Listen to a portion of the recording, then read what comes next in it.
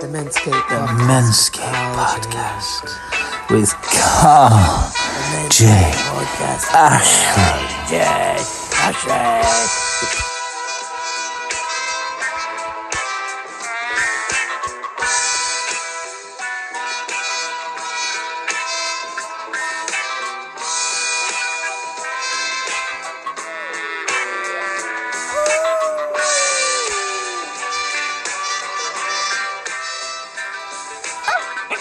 So, good evening to wherever in the world you are. From me in Tipperary, it's the November edition of the Menscape Podcast with the one and only Mr. Seamus Allard. How are you today, Seamus? Hello there, Carl, and the rest of the world. Can I talk to? So, we're sponsored this evening by Healing Hearts Parental Alienation Coaching, which I better mention. But we'll jump straight in. Tell us a little bit about you. Who are you and what do you do? Hello there, world. The new world order has arrived. I tell you, I'm Seamus Allard.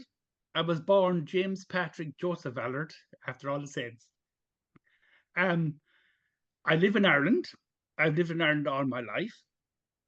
I live now in Ennis, County Clare. My mother and father were from Mullingar and from Athlone.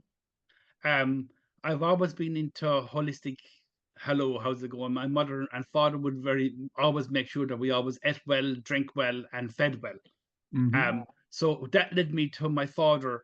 He basically speaking went to London with my mother when they were young, and he came back and he worked for a company called Roadstone in Bunratty. When he came home from England, he used to work for a company called McAlpine after the McAlpine Fusiliers. And he discovered that Roadstone at the time were only doing concrete. And he said to them at the time, he said, it just shows you where my background is. He said to me, he says, why aren't you doing tarmac? It's becoming very popular in London. And they said, well, we're doing this now. I said, yeah, but you're not putting enough concrete in. And by the time you put the depth of concrete in that you're going to need, you should be doing tarmac, which is half the value, twice the amount of value out of it. So I picked up my acronym from my father, who was basically a good inventor of things, and my mother was a seamstress. So my background would be always doing something, no matter what. If I was day or night, there was always something to be done in our house. Sounds entrepreneurial almost as well. Sorry? It sounds entrepreneurial as well. Entrepreneurial, exactly. And I always came from that side. And the major thing in our house was we always had visitors, because my father became self-employed very quickly doing chimney cleaning, and he was the only one in the street that had a telephone. So we used to get a lot of telephone calls from America and Germany and London, and looking for Mary or Jimmy or Johnny up the road. And we'd end up talking to them for the 5 minutes while my brother or sister would run up the road and get them, because at the time they didn't want to break the connection once they got through. So we ended up actually talking to quite an awful lot of different people, And so my acronym was, I had three brothers, Tyrone, Kevin, and Tyrone. And what we did was we ran together very, very well. And when our sister was born, she was the only girl born in the Allard clan for the best part of 60 years. No one else had a baby girl. So our family was very, very unique. Very unique. Yeah, very unique. So where I ended up actually working after St. Flannan's College. I ended actually going off and becoming a plumber. And I loved it, because I was dealing with people, I was dealing with different companies, and we spent half a day driving, because a lot of our work was actually out of Ennis. It was actually in Limerick and in Galway and places like that. So I ended up actually having an acronym of actually talking to the guys in the van and stuff like that. So when I got an opportunity, I went off and became self-employed. And one of the guys that actually was in the company that I was in said to me he'd love to go with me and we'd go do it together. But this was back in the 90s. You follow me? So there was very little room for extra plumbers. If you were a plumber in the local area, you always got the same plumber. So we found it hard break into the plumbing, but only that my dad was, as you said, very entrepreneurial. He used to give my card out to every customer that he actually went to. And my father was actually a chimney sweep at the time, and he used to go to an awful lot of different houses. And so I built my business on the back of my father's name. Okay. And from the age of 5, we used to go with him, and we used to put down the papers on the ground around the fireplace so that the dust wouldn't get on their, at the time, their carpet, okay? So I got very good at talking to people and understanding them, you know? So I started plumbing in 82. I started my own first business in 91 with a partnership. That went very well, 10 employees, great crack, all the whole lot. Then in 2004, we split partnership because I wanted to do more renewable energy and geothermal, air to water, solar panels, the things nowadays that you look into the paper and everyone knows about them. But back in 2002, 2, 3, 4, it was only the in thing coming in at the time. So we ended up with an awful lot of rich people doing these installations because they were having awful trouble paying for stuff. Do you follow me? You know, like their costings of running the house is an awful lot higher. And these actual technologies that we brought in those days helped it quite an awful lot, you know. Then I moved on then in 2008-9 after the crash and everything fell apart. I ended up actually going teaching. So I became very, very interested in renewable energy and actually renewable energy of a person. So I ended up starting to do an awful lot of interesting things with energy and water. And what I discovered was that, as you said there a while ago, water had a memory. And I became very, very conscious of what my own family was. So we had our first child in 2008. And in 2004, we had our last child. So we had Gregory, Josh, Owen, and Keith, 4 boys. But what I noticed was that our water, where we were at the time, was very acidy. And it was actually making the tea brown, everything, okay? So I found a filter from Germany called a Grander unit that restructured the water by electrochemically um, inducting. Okay, so what I did was it restructured the water. Now you would think nothing of it, but our teas in the next 3 weeks, our tea started going not scummy anymore. Okay, we noticed that we were using less liquids. Um, we noticed that we were drinking more water, and the major thing for us is I had a 2 foot by 2 foot tank with goldfish in it, and we used to have to every couple of weeks we'd have to change the water because it was getting green. And all of a sudden the water was clear and you could actually see the water and you could see the goldfish swimming around and saying hello to you. You know, you could actually see the difference in their skin, and our skin in ourselves was much, much better. Okay. So it brought me to thinking, what more could I do with my life? So when I had a good few, I had 19 employees from 2004 to 2009. And then when everything went boom to bust, I had to try and redevelop myself and do something. So I found a love for teaching, and I found a company called IET, which is Integrated Energy Therapy. And I started actually doing, we call it angel therapy, which it's actually basically moving energy around your body, where people actually would get headaches. They would have uh, lots of different ailments, okay? And the moving of the energy that I learned that time was very, very, very good. And it meant for me that I could do something that I didn't have to have employees. And you can know yourself, Carol, if you had employees, it's hard to keep them going all the time. And it takes an awful lot of your own energy. So what I did was with myself and my wife at the time, we decided we would try and set up our own clinic. Okay. But that was going to take time, effort, and money. And also because an awful lot of people didn't believe in the idea of holistic medicine because their doctors were basically giving them tablets all the time, tell them, look, you can't go to a holistic practitioner. How could you move energy around? Okay. So I discovered my love for energy and doing things. So I started teaching in 2009 till 2018, and I worked for a company called SEAI, which is Sustainable Energy Ireland. And we brought about the idea of renewable energy grants that you now have. That if you wanted to do any renewable energy in your house, there's a availability of everything from insulating your house to doing your glass to doing your roof insulation to actually heat recovery, ventilation, all those different things. We brought them in from 2009 until 2018.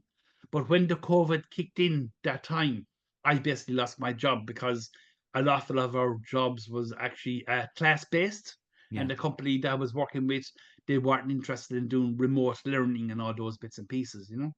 So that's where I am with 2018. And then when the COVID kicked in and lost my job, I basically went back plumbing from 2018 until now.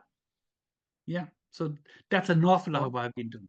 That's a very interesting answer with lots of things to come back to you on. I suppose Yeah. the first Okay. thing that it occurs to me is Einstein was said to have been asked if he lived his life over again, Yes. what would you be? And he said a plumber.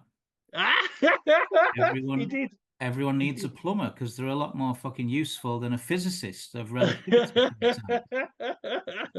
I He think he did was say that. slightly tongue in cheek in what he was saying, but there is some truth in the reality that at any given moment, if your sewers get blocked, or your septic tank gets blocked, or your toilets are blocked, or there isn't Yeah. water coming out the tap, you Yeah. need a fucking plumber. And you You don't need a just plumber. need one, you need one right now. And Yeah. guess This what? minute. You can't get one. But you can't get a good one because, you didn't foresee the problem happening. So I guess in your line of work, you've also got to have quite an analytical brain where you're troubleshooting, you're finding the problem to find the solution to the problem. Cool. Yeah. We do Is that an fair awful to lot of that. say? The other thing that happens with plumbers is if someone has a problem with electrical problem, they ring the plumber. If there's a problem with their back door sticking, they ring the plumber because the plumber is known for to have the contacts that you need. So you basically only need the one contact. And if today if you were stuck with something wrong, you normally would ring a tradesman. But who would you ring? You normally ring someone that's already on your telephone. Okay. So if you look up a tradesman or you look up a plumber, most times a plumber will come to your mind.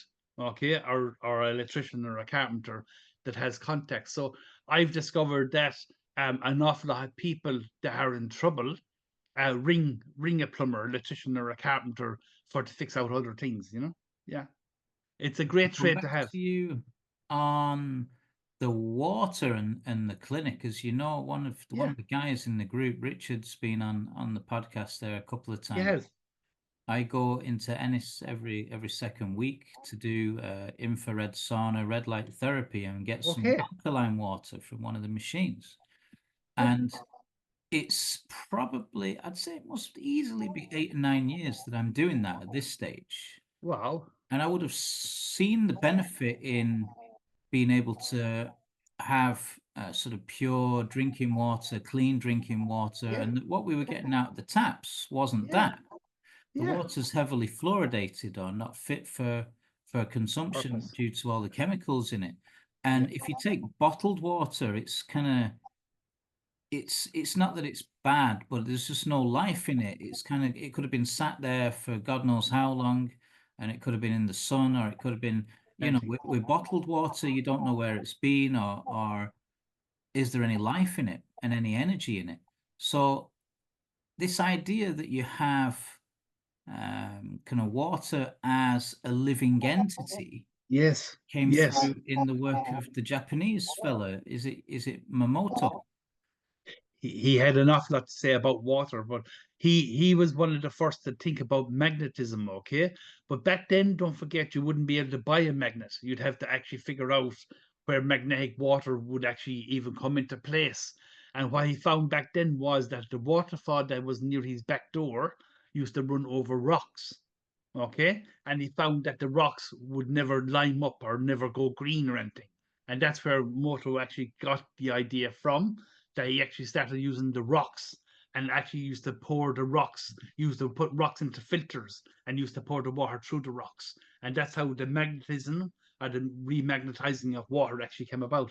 So the Yeah. stuff that I remember him Yeah. for kind of came afterwards, where he was talking to the water and saying nice things to one and That saying thing. bad things to another, Ah, and it literally altered the chemical composition at the molecular level of the water. wow.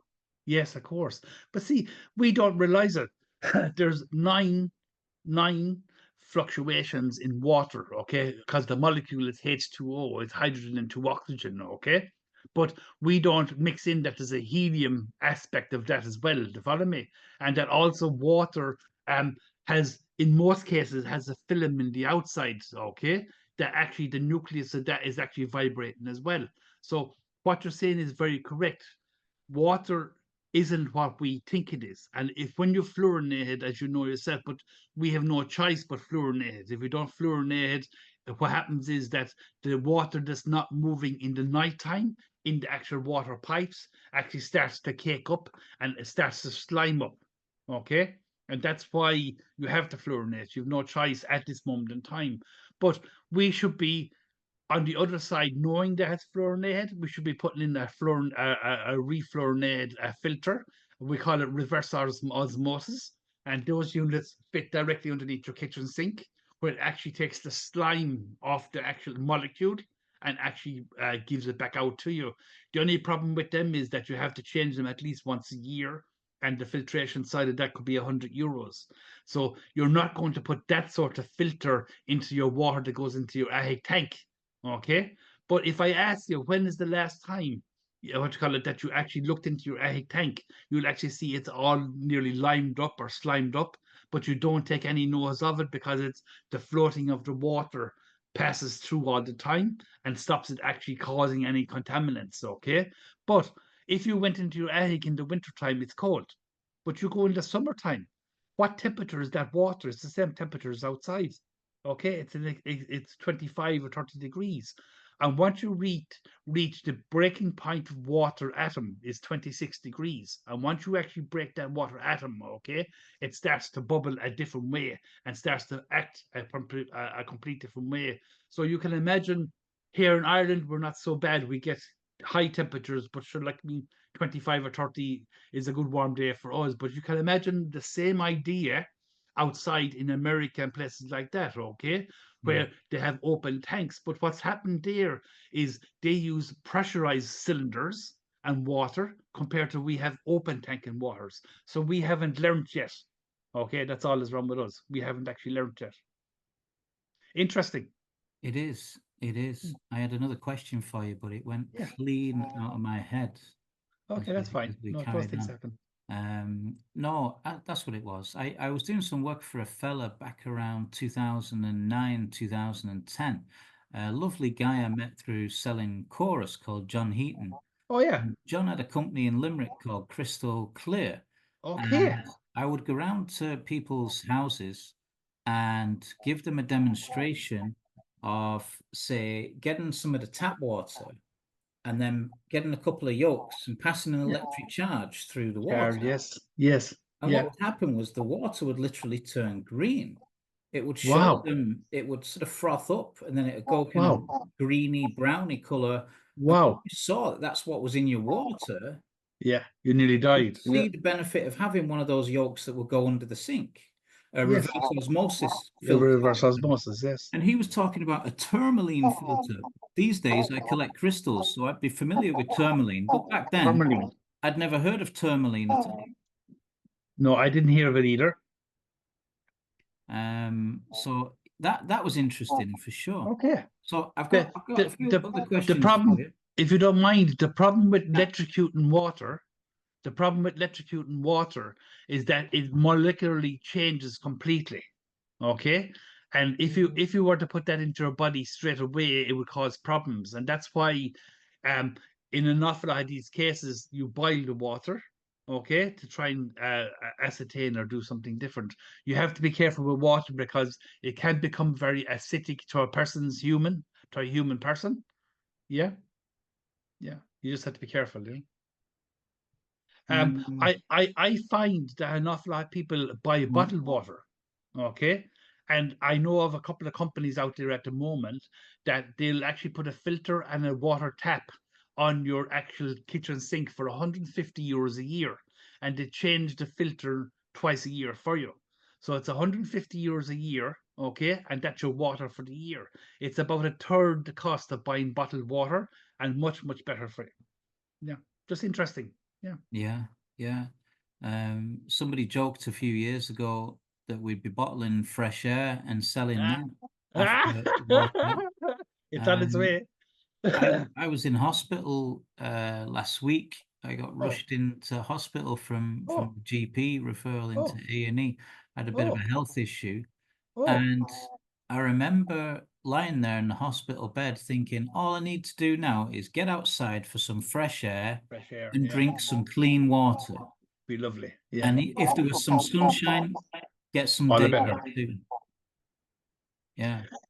We don't really appreciate what we have in Ireland. If you were in an awful lot of other countries, you have an awful lot more people, okay? And you have an awful lot more smog and all those bits and pieces. But what people don't seem to realize is that in years gone by, our braking system was asbestos. Do you know asbestos brakes? Asbestos? I've heard it's banned. It's very bad. It's banned all over the world, but it's still in our braking system. And even today, it's still in our braking system. It's 0.1% or something of our braking system. So when you brake your car, okay, it's asbestos, that black, that black dust that is behind your wheels that you have to wash and on your car, that's asbestos. It's asbestos ammonium, is what they actually call it. So we are being poisoned by cars, even though we have to use them. We've no choice at this moment in time. But that was just an interesting thing for you, okay, to know that our road system, basically speaking, and that's why if you look at the side of an awful lot of roads, you'll actually see that only certain plants grow because Yeah. they actually like that particular organism. That's what they do. Talking of cars, Yeah. one of my questions is, have you ever driven a Ferrari?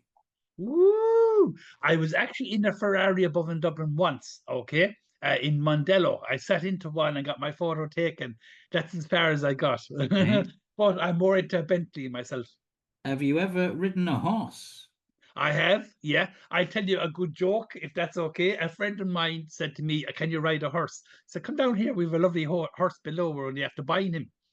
So they brought me down. I was 16 at the time, and I was a little bit of a fool. Okay, so I went down to see this horse, and they went over and they got two barrels and crossed them with two timbers. Okay, and they said to me, "We always jump over the barrels with the horse." And I said, "Jesus," and they said, "Would you have a go?" So I said, "Jesus, I'll have a go at that. I would be well able to manage a horse." Okay. So I went around in a circle 3 times and then went over the barrels with the horse, and I didn't fall off, and they stood in awe at the end of it. They'd never done it. So it was not my first time on a horse. How were you able to manage the horse? I'm very strong, very strong, and I was always into horses all my life. They didn't know that I had actually ridden a horse a few times and a few ponies over the years, but they were in awe. They wouldn't try it because they said that horse would kill you. What's interesting is the horses comes up on several occasions with the right coach. I serve people all over the world, helping Yeah. them to write their own books and tell the story of their journey. Okay. Some of my clients have written about their relationship with horses, Okay. That's and interesting. they're very sort of intuitive and sensitive beings. Yeah. Their heart is much bigger than their brain. Yes. And Yes. I had the opportunity last summer, I think, the summer of 23.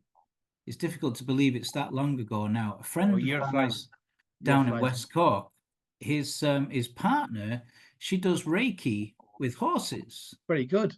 So would you believe I ended up on a massage couch in a field under Ooh. a tree in the rain with Wendy and Summer, the two horses, in a Yeah. field and having an energy treatment of Reiki with horses. My God, wasn't that unbelievable, wasn't it? I was really looking forward to it, and it didn't disappoint. It was amazing. But you see, for me as a kid, I grew up in I'd say not Okay. city centre Manchester, but on the outskirts, so more like the suburbs of Manchester. Okay, yes. Yeah, my sister lives there. For going into city for a match, when we went to Yeah. Main Road, the only time I ever saw horses was they were huge with a policeman on the back of them, and they were scary and intimidating things because Yeah. they were so big, and I was only Yes. small. Yes. So I couldn't really overcome that fear without having some kind of exposure to the horse. Oh, wow. Yes. When I approached the horses, one of them came sort of bounding over. She was a little bit excited to see me. So Yeah. I reeled back. And before long, as I say, I was on this kind of massage table. And I'm having this telepathic conversation with one of the horses. She's like, Very sorry, good. sorry if I was a bit full on there. And I was like, Yeah. sorry if I was afraid.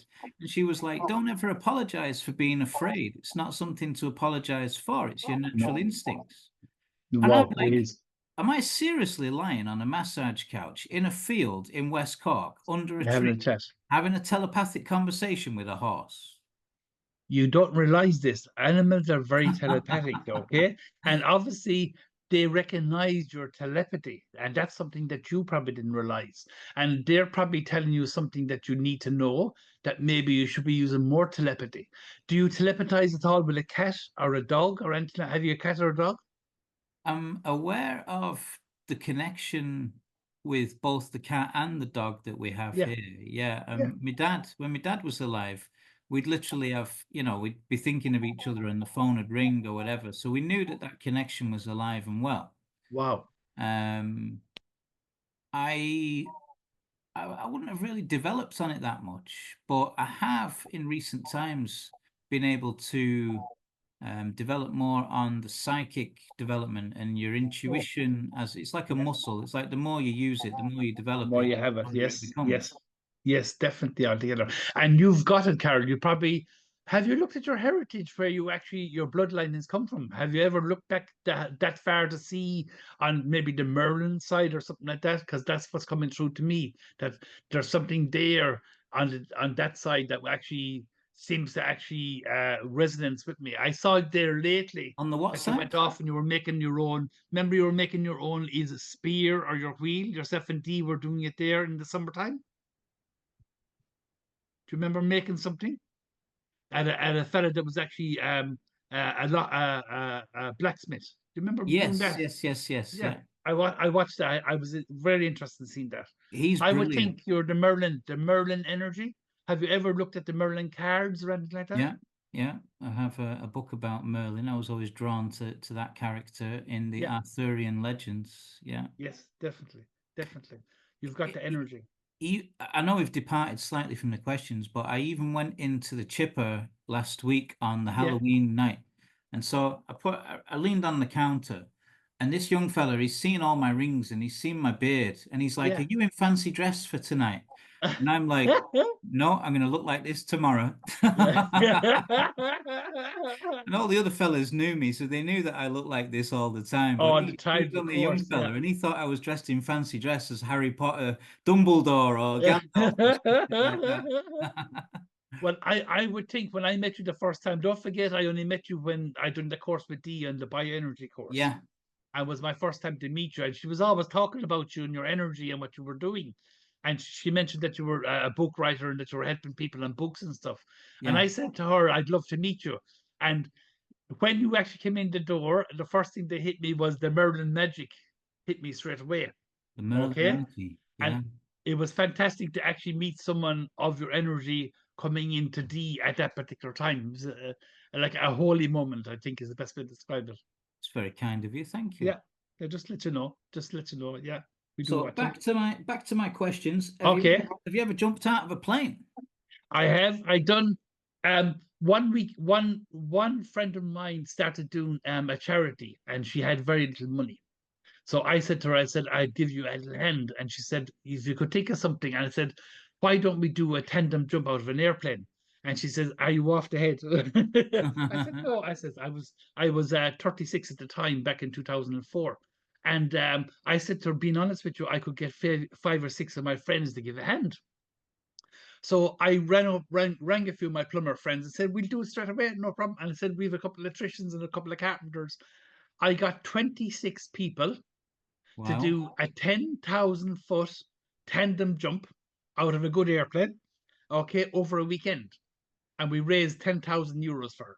Oh, excellent news. It was absolutely amazing. But I tell you what, when that chute opened, they say that you go back up, but you Yeah. don't. You stop midair and you're doing 200 miles per hour. When you're falling out of that airplane and your man pulls that parachute, you stop. Your heart stops. Everything stops. That's the best answer I've ever had to that question, in There you go. fairness, Seamus. There you go. There you Yeah. go. Yeah. I'd still Come be here. curious to Have do you it. done it yourself? Have you No, tried it? before we moved to Ireland in 2001. Yeah. So it must have been that summer or the summer before in 2000. My eldest daughter, Orla, had just been born, Yeah. and my ex-wife was expecting our son, Kai. And I was invited in England to the Midlands somewhere to do a charity jump like that. Cool. And then it got cancelled because of the weather or something, and Oh, I pity. never Yeah. did Pity. it. So I was psychologically getting geared up for it. Yeah, But it's what tough. I realized was I had a fear of heights, or vertigo, or whatever they call it. But I only Yes. realized that Yes. halfway across the bridge over the River Kwai in Kanaburi in Thailand. Wow. And it was like this irrational fear because I could see people walking up and down in front of me, Yes. but I could also see through the kind of floorboards on you Wow. had a rope, like a rope Wow. bridge on either Wow. side, and I could see a few 100 feet down, and I'd be literally shitting myself. Yeah. My feet just started walking like this, one little Oh, wow. footstep at a Oh, time across. wow. Wow. And I don't know where it came from because the onset of it was very sudden and it hadn't really bothered me. And then I Oh, looked back at my life and I thought, yeah, I was always quite afraid of heights, actually.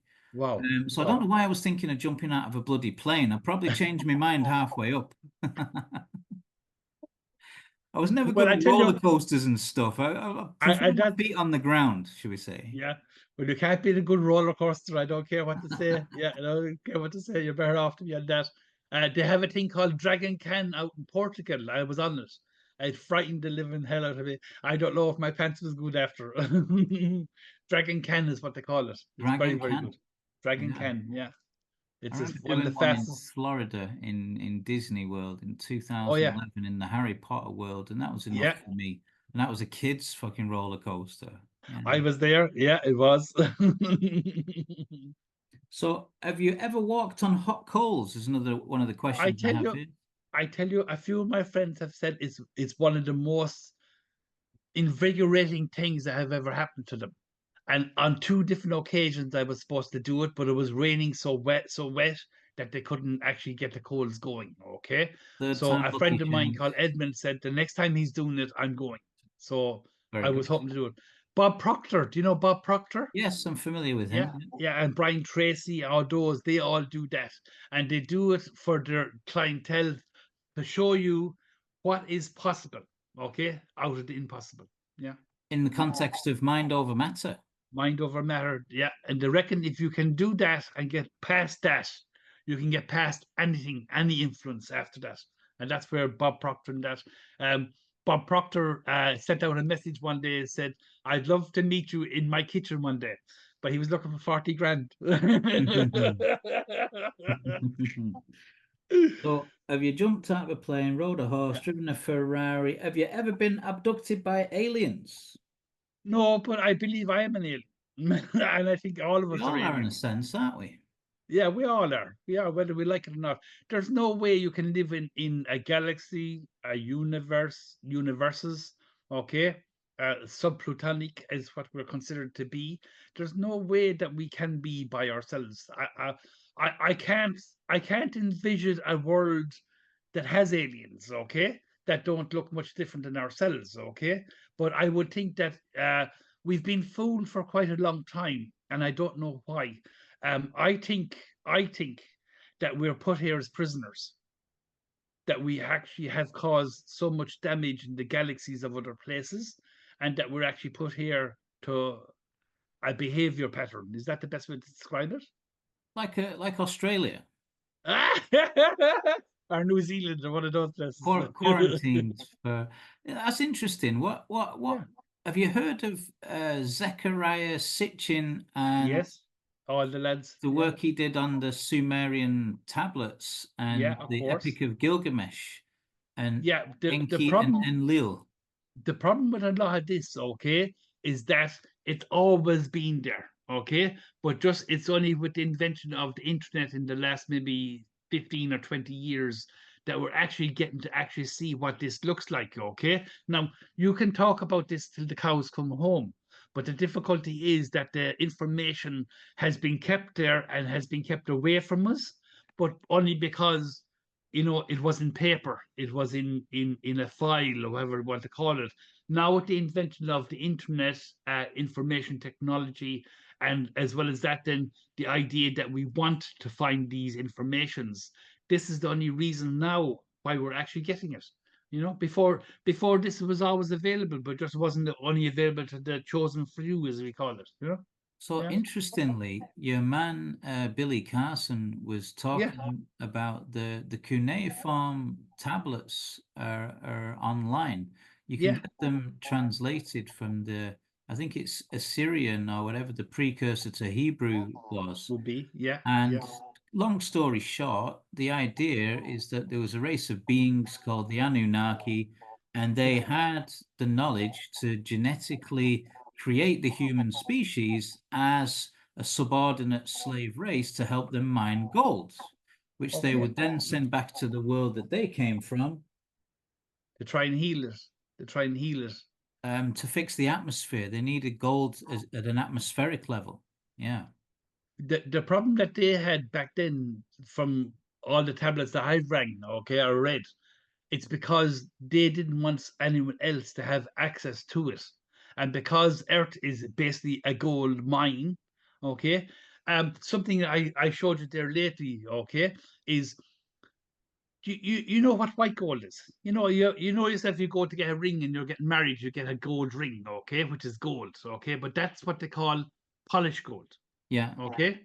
If you get a ring that's actually white gold, it's also a polished gold. Okay. Now, Mhm. if you ever look at sap in a tree, it's gold, Yeah. but it's liquid gold.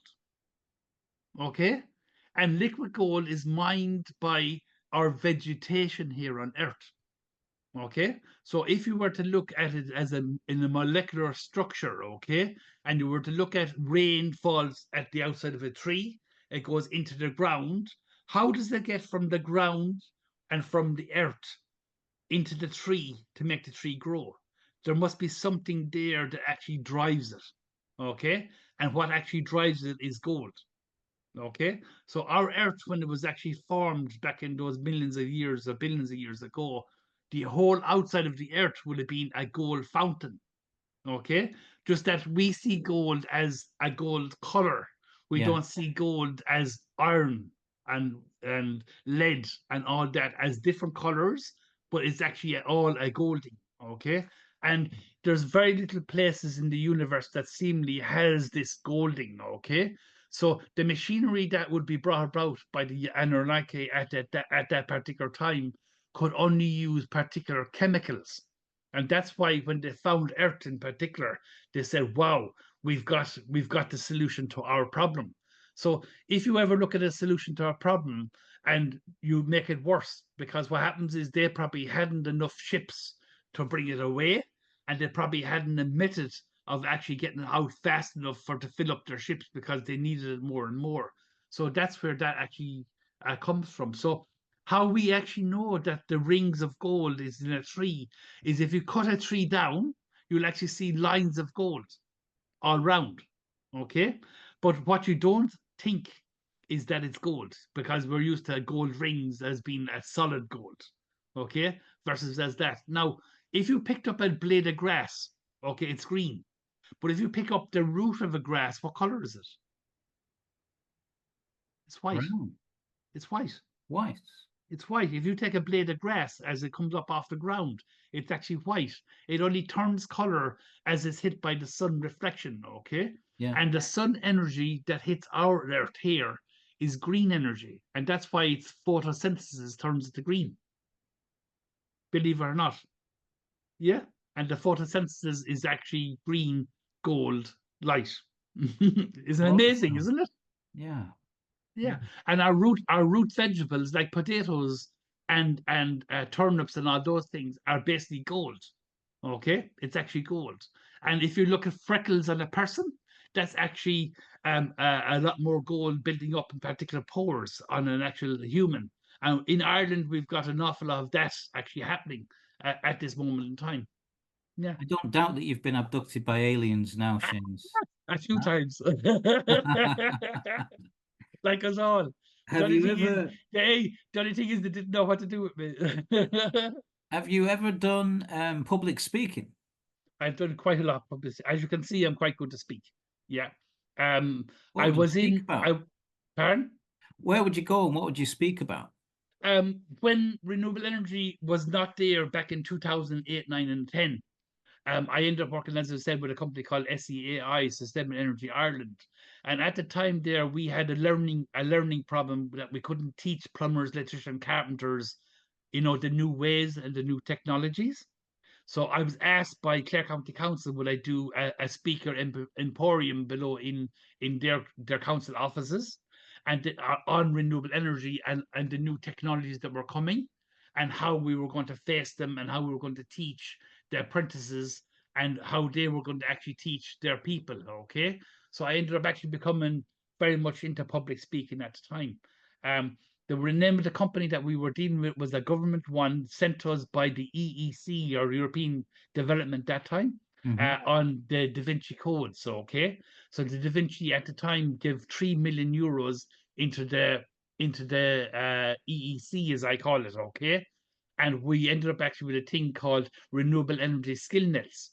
And that there we actually taught plumbers, electricians, carpenters all about the renewable energy side.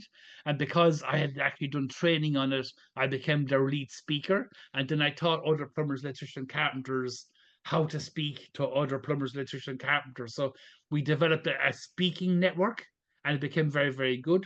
I also joined a thing called the BNI, Business Network International. And I'm joining them again now at the moment. And there's In quite an Ennis, awful. Well, there's a Clare one. The Clare Limerick Galway one is there at the moment. in the Armada. In Armada, I was doing Armada there for years. It was okay, but they've now moved to Drummond, as in the Clare Inn, Okay. Yeah. because it was closer to Ennis and closer to the bypass. Is there still a fella in that called Jonathan that does the locksmith business? Jonathan Glennon. Yes. Jonathan was in it for 14 years. He was our leader for at least that many times, and he isn't in it at the moment because he's changing his business at the moment, and he's very very busy at what he does. But Interesting. I'll pass on your hello to him. I was Yeah. only talking to him last week. Yeah, I would have been out to the Clare BNI a few times actually, Yeah, doing business networking and stuff. So the only other sort of questions for this part of the proceedings is, yeah. have you ever eaten an insect? Uh, when I was young, I used to eat a lot of worms. What you would consider worm an insect or not. And when I was out foreign, they used to sell us actually a dinner made an insect. It was actually like a biscuit. I was made from insects, okay, and it was actually from a black fly What was that? larva. Where So was when I that? was out foreign, sorry, when I was out foreign, we were fed those in a restaurant that used to do all those sort of biscuits and that. Okay, so yeah, I've ate insects. Yeah, of Wow. course. And children, have you any children? You mentioned Four before boys, four four boys: boys. Gregory, Josh, Owen, and Keith. Gregory's 26. Josh would be 24. Owen is 22, and Keith is 21. So they're at an age now where they don't need dad as much as what they did. Gregory is a chartered engineer. Uh, uh, Josh is a bioscientist. Owen is only after leaving LIT and they call it some university now. I can't think what it's called. Yeah, And he's a computer engineer. And my last guy is on civil engineering at the moment, and he's due out in the next 2 years. very So good. they've all done very well. All done very well. I'm divorced, God bless me, since 2016. Yeah. But she's getting on well. I'm getting on well. Get on with it. And what do they think of your transition from a sort of a plumber to an energy healer? Um, they found it very strange, being honest with you, because they weren't used to dad. They were used to dad going out the door, plumbing, and people calling, and I used to having employees. Compared to now, I'm at a stage where, uh, is it possible that they don't really care? They're at a stage where once dad is happy doing what he's doing, let him off and do it. Okay, that's where he's there.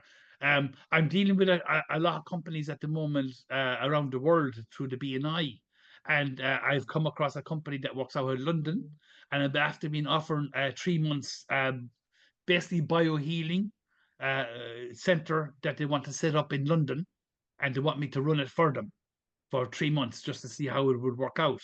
Why not? They've got 5,000 people in the London area alone, and they reckon that they need them. This new energy that's coming in at the moment, particularly with the sun that has flipped. Did you know the sun has actually flipped its poles? Go on. The sun? Okay, the sun flips its poles every The 12 to local 14 sun years. or the kind of central sun? No, central sun is different. Our local sun that's closest to us, that has actually flipped its poles. It does it every 12 to 14 years, but most people wouldn't take much notice. But how you would know it has flipped is if you cut a tree down, you'll actually see that the rings 12 years ago were wider and thicker.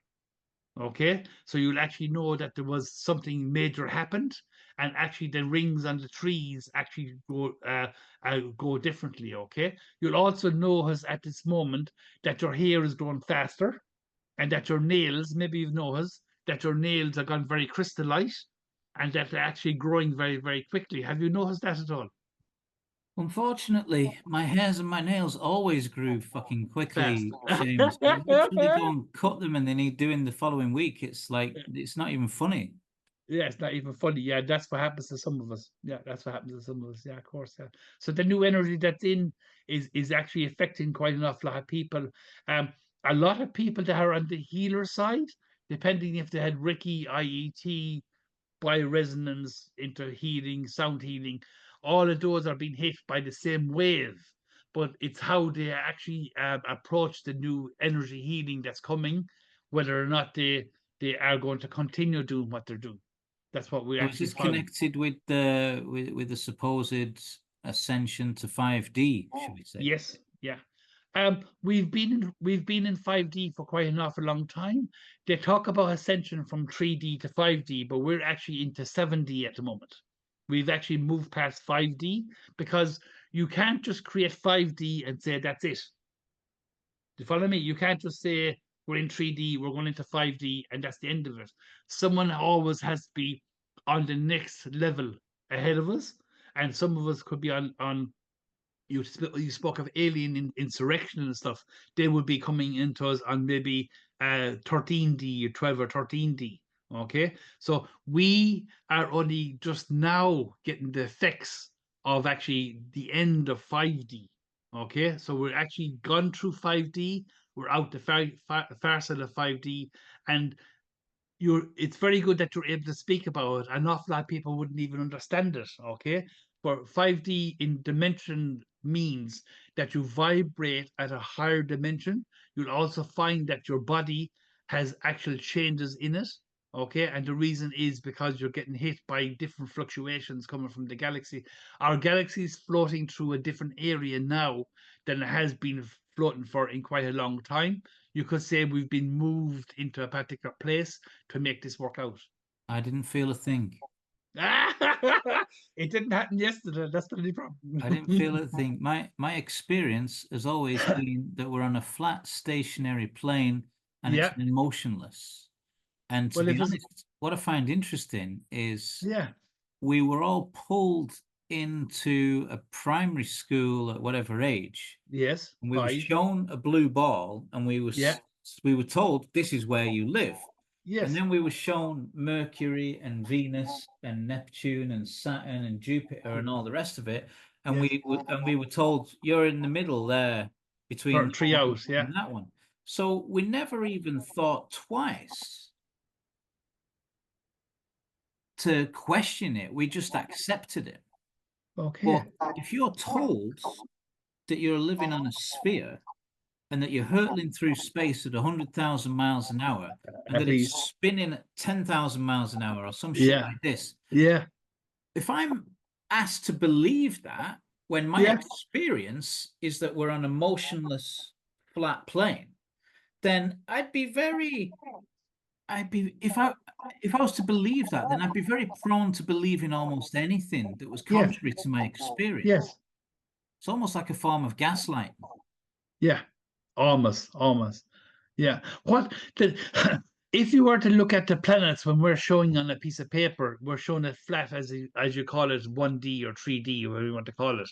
But our planets, when they're normally shown, and you have to say in there, you have to say in 1, 2, 3, 4, 5, 6, 7 in a line.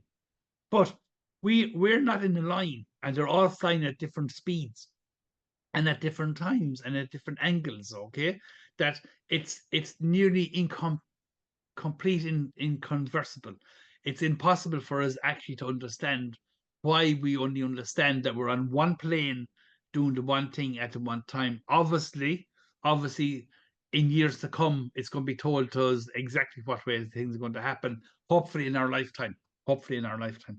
Yeah, there's a school of thought that we've incarnated at this time in a very crucial way to help lead humanity out of the Kali Yuga and the Dark Ages Yes. and into a new sort of dawn of a new era for humanity, which is one of sort of positivity and love and light and stuff. But I've got a nagging feeling that over the years I may have been susceptible to a lot of new age horse shit. So my radar now is yeah, I've always been questioning everything, but I've Yes. always had a tendency to lean towards the woo-woo stuff. And Yes. I've always been a bit naive as well in the stuff that I've believed and picked up along the way. So Yeah. I still probably am, You but probably it's are. like everything has to be filtered through this what Descartes called sort of radical skepticism or the like rational doubt, and at some point, no matter how sort of philosophical you are and how much you think about these things, you reach a point where there's what they call like a bridge where there's a leap of faith, right? So you don't have all the answers, No. and you realize that you probably have more questions than there is answers. And at some point, you have to sort of accept that you need faith to progress. Yeah. And faith in what? What do you then sort of have faith in and believe in? And this has always fascinated me. I was always curious about religious philosophy of Yes. religion and Of Buddhist course. Yeah. philosophy and Yeah. stuff. Yeah. And I could talk till the cows come home about all that stuff. Yeah. Can I ask you something? The word religion, okay, was based on the idea that Re is a king. We know in Ireland that Re is a king. Yeah. So it originally was based on the idea of religion, that it was actually the king's legions, okay? And we've lost a lot of that. We've lost an awful lot of it. As you know yourself, kings and queens, we only hear them now and again. We hear of governments, we hear of governance, okay, but we don't hear of the kings and the queens of the countries anymore. We've kind of lost a little bit of faith in what originally was actually set out, I think, for ourselves, okay. And I know going forward, religion is going to completely change into something completely different. I'd say within the next 5 or 10 years, we're going to have a complete new religion. I won't say it's money, I wouldn't say it's Bitcoin, but what I do find is that an awful lot of the children of the new world, as we were talking about, and the new order that's there, they're looking for something very unique. Okay. And I think you've said it there yourself, the Palladians or something like that. I believe we're going to have a visitation very quickly or very soon. And we're going to find out for the first time in a long, long time, okay, our origin, where we actually came from and where we actually need to go. Interesting. Yeah. Yeah, I could come back in a few ways to that. Yeah. Although I am an English man by Yeah. birth, I'm almost half a paddy. I've been in Ireland that Ah, long at this stage. you're too long. You're one of us. Right. I identify as a Republican. I remember sitting down with the Bunrachna Heron, and Oh, enshrined in the Constitution are yeah. the values of the common man and the working man, and that Yes. resonates with me more than any monarchy or monarchistic system.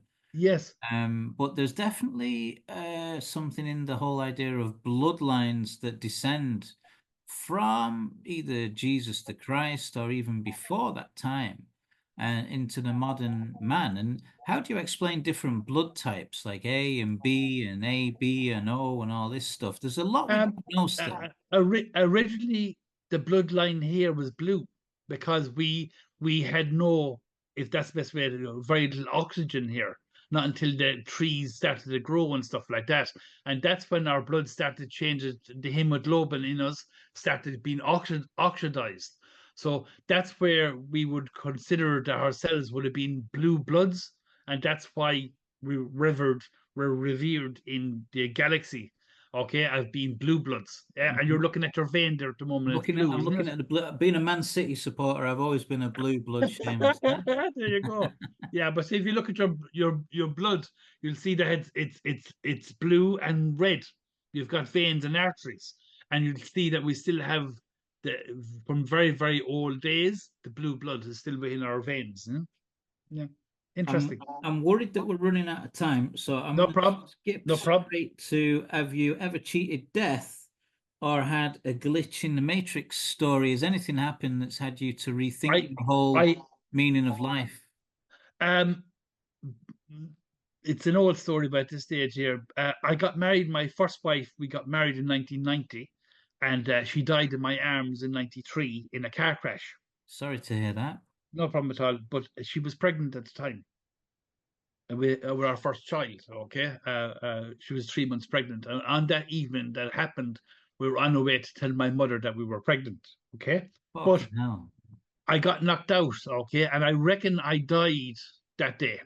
Okay. Yeah. And I got rebirthed when I opened up my eyes in hospital. She was there. She was lying mortuary and all that crack. And I reckoned I got rebirthed that particular day. Okay, because I remember a light coming upon me that particular day. Okay. Since then, lots of other things have happened. I got remarried and all, and we had boys and girls and all this thing. Everything's fine. But since then, in April of this year, I was very much into meditation because obviously the holistic work that I do. And I was relaxing so much at a dinner in a restaurant in Ennis that I actually fell into a meditation. And when I woke up, I was in hospital. Okay. Now, the doctor said to me, you didn't have a seizure, you didn't have a heart attack, you didn't have anything, but they tried to revive me 3 different times in the ambulance on the way. And eventually got my actual pressure came back up and my heartbeat came back up in hospital. So I was dead for the best part of an hour, maybe more. You better not say what restaurant it was. That's why I didn't say it, but it wasn't the restaurant.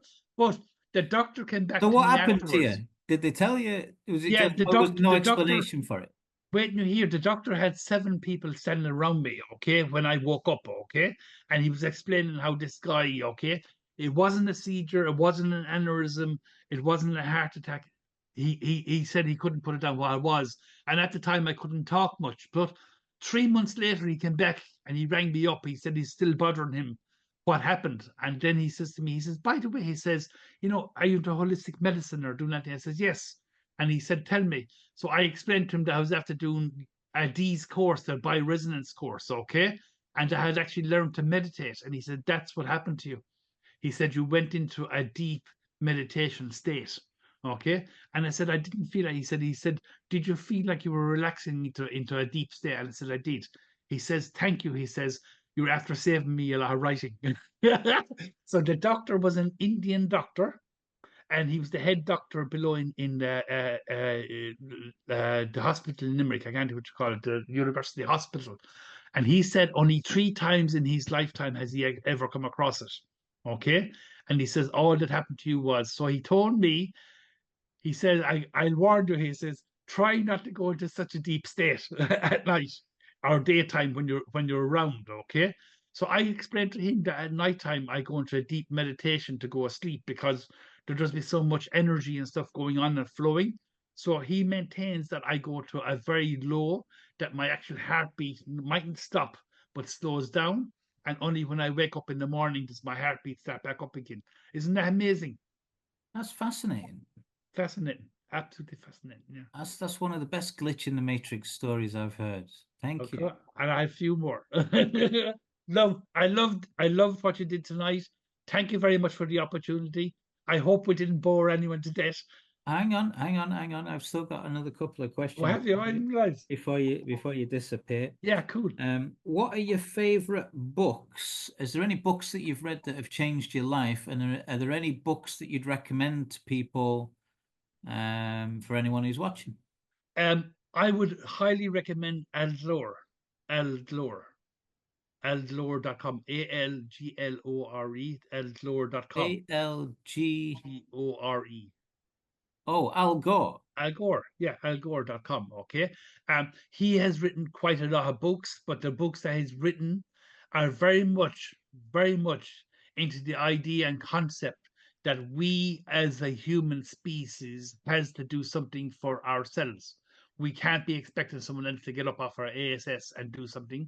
That we as a human species have to do something to actually change the world. Now, Al Gore's methodology has actually resonated with me for quite an awful long time.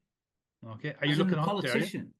He's a politician, yes, but he actually has quite a lot of books, and he's got a couple of videos that he's actually done. I would highly recommend the first one, the second, and the third one. See them in series. The following, it's they're an hour each. Okay.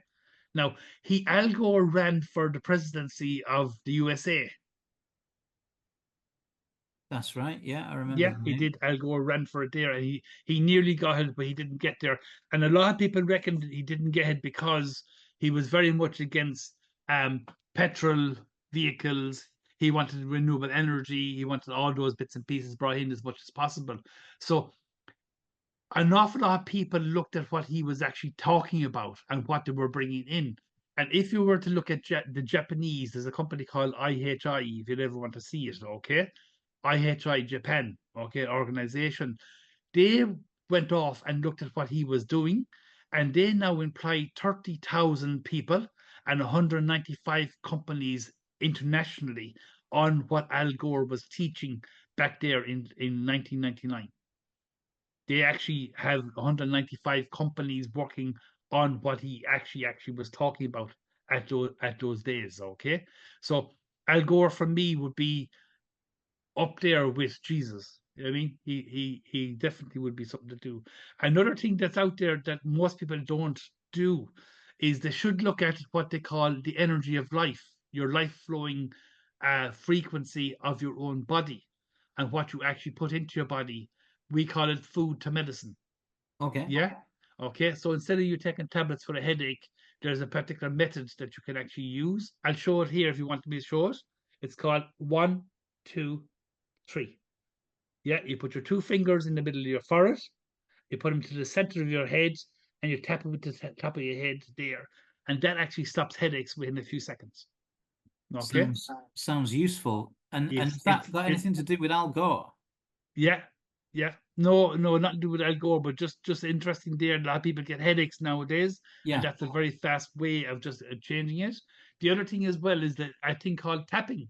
So if you have your arm and you put your two fingers here and you go tapping, yeah, okay, you can actually slow down your heart rate. So if you were actually in a situation where your heart is beating a lot, you're after running and you want to slow down, you can actually slow down your heartbeat by basically telling your heartbeat to slow down by just taking your hand like this, put your two fingers here, and tapping it to slow it down. And they're So two very, very interesting things.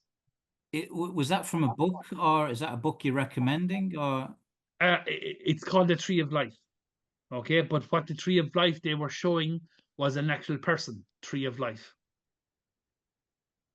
From what I can recall of Al Gore, Yeah, none of his stuff resonated with me at all. I thought I got the impression he was part of a sort of a globalist agenda that was almost he trying to was. create or Yes, he profit was. from climate change or whatever.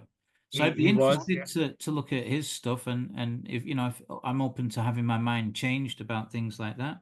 The problem, Carol, is everything that he spoke about back in those days has come to fruition. Has actually happened. Okay, an awful lot of the times he was against, as I said, he was against smog, he was against burning coal, he was against all those things. And if you now look at an awful lot of what people talk about now, you'd actually find that a lot of what he spoke about back those days has actually happened. It's actually come about. And as he said there at the time, uh, like he runs a company. If you look up algore.com, he runs a company that actually talks to other people and scientists, okay, about how to actually heal this world, okay, and it's actually working. It's actually working, okay, working. I saw a very interesting thing there lately where they were looking at how many billion people in the world, and they were looking at Japan and India as having 2 billion people each in each of those places. Wow, isn't that amazing, isn't it? While the rest of the world has the other 2 billion. Yeah, I Japan area, Chinese, all that area, and India. India was the one with 2 billion, and all the other, you could say, both scientifics. India and China have a very ancient sort of tradition of rich spiritual knowledge Yes, from yes. teachers and from writings. And it's almost like in the West, we think we're more progressive, but we're actually like toddlers and children compared to these masters from India and Yes, China and Japan. yes, So yes. I definitely wouldn't wouldn't disagree with you there. Something I Um, would recommend just while you're speaking there, a hmm, thing called Qi Gong. yeah, Qigong. Qigong is actually a body movement that I've developed myself as well with the Qigong idea. A master Chai Chin came over to Galway and I learned it from him a couple of times. It's based on body movement, okay? And it's based on the idea that your body needs the flow of energy to heal yourself. Yeah. So it's something that I would highly recommend for someone if you wanted to do something unusual.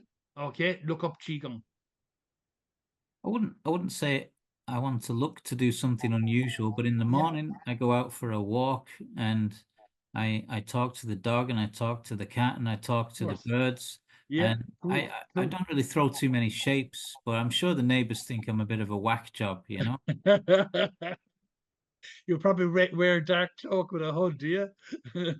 Well, it's like I like to get my dose of sunshine and I can often be Yeah. seen standing outside in the morning just staring at the sun.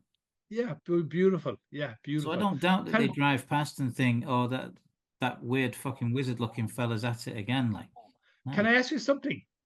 We're taught never to look at the sunshine because it would burn your eyes. Okay, you know when you're young, you're told don't be looking at the sun because it would burn your pupils and all those things. Have you ever thought of blinking at the sun, closing your eyes looking at the sun, and then see what color turns up inside your eyes? yeah, I've often experimented with things like that. What color did you ever see? It depends. It Has depends. it ever been green? I don't recall seeing colors. If you want to try it, okay, what you normally find is that the actual sunlight is green energy. And that's where we get the color chlorophyll, and that's why an awful lot of our space here is actually green, a greenery. It's because the sunlight, we don't see it because we're human and we don't see in that frequency, but in that frequency and that programming, it actually is a green actual energy, and that's where we get chlorophyll and all those because they vibrate at that particular energy output. So coming back to the books you'd recommend, Yeah, right? I've got yeah, anything okay, by Al Gore yeah. and then The Tree of Life. The tree of life, yeah. What is your best trip abroad and why? I think when we got married, myself and Carmel at the time back in '97, I think a trip that time over to Greece was actually our best trip. Yeah. We weren't together, we were young, we were foolish, as you call it, or whatever it is there, and dipping into the lovely sunshine and actual sea at that particular time. I felt as if I was a Greek god. Did you I go felt to as the if we had done it Acropolis or before. any of the ancient sites like that? Yeah, we went and saw some of the ancient sites and some of the ancient temples in Greece, but it felt that I was like a Greek god, enjoying the sunshine and everything there, and that would be probably one of the nicest memories I've had in quite a long time. Yeah, the Greeks were a polytheistic society Yes, based a lot on the Egyptian mystery school teachings. So the likes yes, of yes, Plato would have gone to Egypt to learn from the schools there in Egypt. yeah, And there's a lineage then back to Atlantis through from yes, Greece yes, through Egypt to the ancient civilization of Atlantis as well. yes. Of course, yeah. Of course, yeah, and at the end of the day, Atlantis was seen as being Atlantean, and don't forget we had a watery world, very much a watery world, something that most people don't realize, and just something for you to understand. Okay, and it's very important, I think, just to get this across. I didn't know if I was going to get into this with you, but I am now. We're still in the ice age. We still have ice in the North Pole. We still have ice in the South Pole. Do you agree? No, I don't see the world as a globe. I You don't don't see see it it as a as, globe, okay? no, I see it Well, as a hemisphere with a dome, and I think there's no such thing as the South Pole. I see the South, I see Antarctica as actually a circle around us. around Okay, an yeah, ice wall all the way around. yeah, Yeah. of course, yeah. So our ice walls at this moment in time, obviously, is actually turning into liquid. It's actually going from solid to liquid. I So see I enough, see the North Pole then as in the middle where there's a black yes, rock, and there's actually a okay, passage to the inner Earth through that, okay, yeah, that's fine. Yeah, which you, they call uh, Agartha, or what was the name for the inner Earth as well? Shangri-La, Shangri-La, or yeah, we call it all there. which you can Yeah. also access through the Himalayas. Oh yes, of course. You're very knowledgeable. You're very knowledgeable. But So I don't see any much difference in fiction and science fiction. It almost is like we're living in a movie sometimes. okay, yeah, wow, okay, yeah, of course. Uh, the Do you not notice that the movies that we're getting more and more, we're getting more, forgive the language, we're getting more cosmic. Do you not think that we're getting more and more cosmic? Like I you think see, that there's certain organizations that sort of disclose stuff through the movies, yes, yes, and it's almost like Hollywood is a repository for satanic pedophiles with lots of money and lots of unhealthy and unwholesome habits to push an agenda through where there's like this apocalyptic type world or this kind of disaster after a disaster.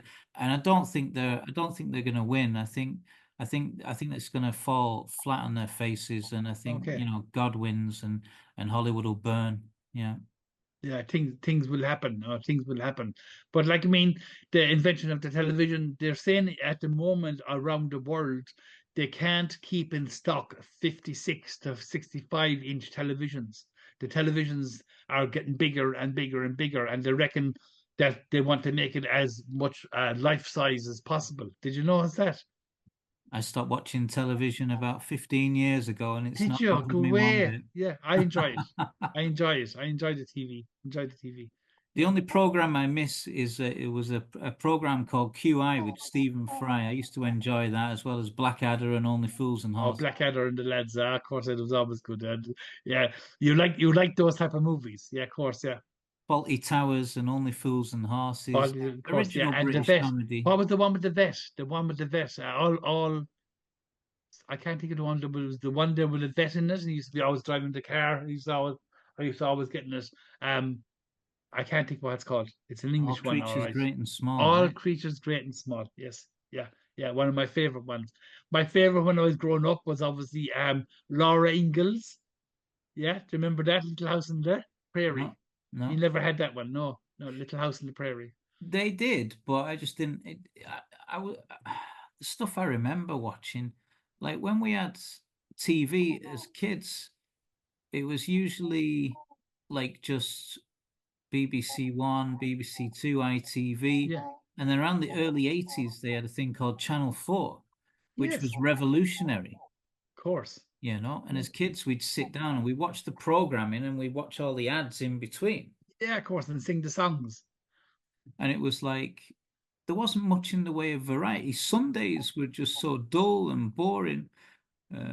I think religion had a grip on society still, and nothing much Yeah, ever happened on a Sunday. And then things evolved to the point where you can now get over 900 channels on the TV and there's always Wow, something to watch. But there's with always the something. internet, as you say, we've got freedom of information. Whether that Yes, information is information good hybrid. Yeah. information or not comes down to your own sense of discernment. Of course it does, of course. And as well as that, then what you're watching, all the family is watching. Do you follow me? So if you're sitting down and you have a couple of kids with you, you're not going to be watching something with too much violence in it. You're not going to be watching something that's too hyper-tech. You're going to watch something more family oriented. Would you not agree that that's what seems to be I, happening? the reason I stopped watching television was I just found it was full of garbage. Yeah, of Like, course. Yeah, the news and EastEnders and all this kind of lower vibrational shite where yeah, it was all yeah. around gossip and drama and chaos and controversy. And real life can be a bit like that sometimes, but the more I live, the more I see the world, the more I travel, the more the world is a good place full of good people. But if Yes. you watch television, you'll have the belief that the world is a bad place full of bad people. And the Yeah. news is so skewed towards the direction of negativity. It's not even open to debate. Like you won't hear about the 999,000 women that all got home safely last night. You'll just Yeah. hear about the one that ended up in the bottom of the I would canal. agree. So I you'd would think agree. it'd be I would unsafe. agree. But Yeah, I would agree.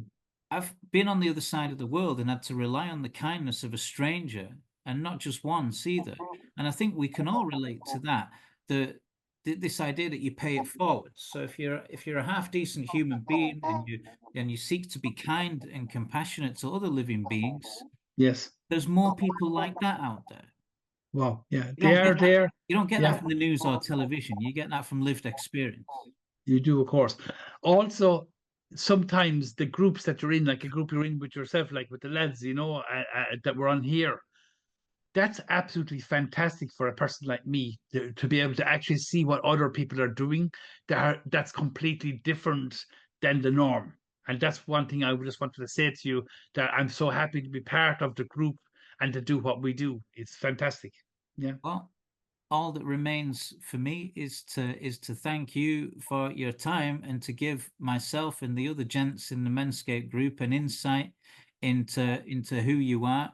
And it's a fascinating journey from being a plumber to a holistic healer and back to being a plumber and a healer. And I hope you will have a great time in London, I love it. Yeah, embarking looking on that forward to it. voyage. That Looking sounds forward to it. fantastic. It's a voyage into the adventures. Amen and amazing. Thank you very much indeed for that. Okay. Uh, one 1 minute quick fire round. What is your favorite smell? Lavender. Lavender. But I love rose. Rose is one of my nicest. I love lavender, but I love the smell of a rose, and particularly as a perfume and a girl. There's a perfume out there called Anne, which is actually pure. It's actually pure indicisive. So it's absolutely beautiful to smell off a person.